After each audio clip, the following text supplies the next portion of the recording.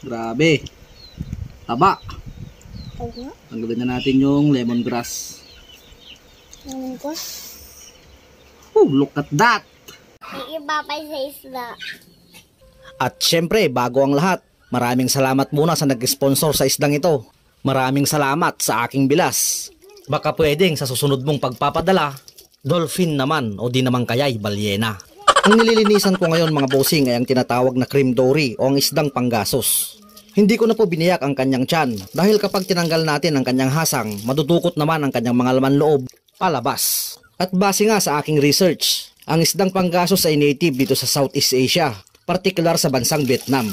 At ang isdang ito ay nabubuhay sa tubig tabang. At bago pa nga malayo ang usapan, iihawin ko nga pala ito sakto sa aming pananghalian. At nang malinisan ko na ng maayos, ibinalik ko naman ang tinanggal kong taba dahil isa yan sa nagbibigay ng kakaibang sarap. Bukod pa dyan ang malambot at malinamnam nitong laman. Wala na akong ilalagay na iba pang pampalasa bukod sa asin at paminta. Ipapahid ko lang ito sa magkabilaan sa kanyang katawan. Ayoko kasing ma-overpower ang natural na sarap nitong isda kung lalagyan pa ng kung ano-anong mga pampalasa. Gumawa din ako ng improvised na screen na nakasukat sa laki ng isda. At para na rin hindi pahirapan sa pagbabaliktad kapag iniihaw na. At nang mailapat na nga sa ihawan, muntikan ko pang nakalimutan itong aking tanglad. Mabisa po ang tanglad dahil sa taglay nitong bango at aroma. At bukod doon, malaki po ang natutulong nito pang tanggal ng lansa. At sa parting yan ay halos paluto na. Iniin-in ko na lamang ng kaunti para po ang pagkakaluto ay hindi mabigla.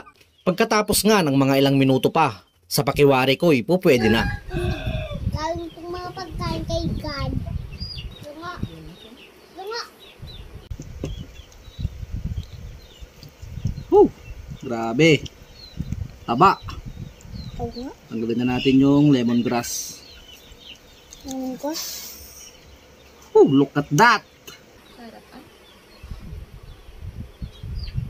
Parang hindi lang ako. Ayun po.